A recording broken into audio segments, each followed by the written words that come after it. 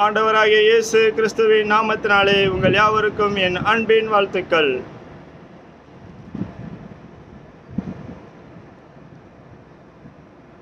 தேவன் என் மூலம் பேசுகிறது என்னவென்றால், வாங்கள் தேவனுடைய வார்த்தையை கேட்போம். இன்றைக்கான தேவனுடைய வார்த்தை, ஜனங்கள் நடுங்கினார்கள். வாங்கள் இப்பொழுது பொறுமையாக நிதானமாக கர்த்தருடைய வார்த்தையை கேட்போம்.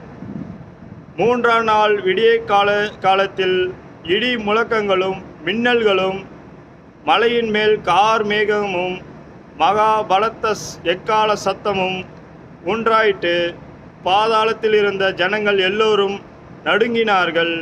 யாத்திராகமம் 19ஆம் அதிகாரம் 16ஆம் வசனம். இன்றைய வார்த்தையை கேட்ட பார்த்த உங்கள் யாவரையும் கர்த்தர் ஆசீர்வதிக்கவே ஆசீர்வதித்து பெருகவே பெருக செய்வார். விசுவாசிங்கள். மறக்காமல் சப்ஸ்கிரைப் பண்ணுங்கள், லைக் பண்ணுங்கள். கர்த்தர் உங்கள் வாழ்க்கையில் பலத்த காரியங்களை செய்வார். விசுவாசிங்கள்.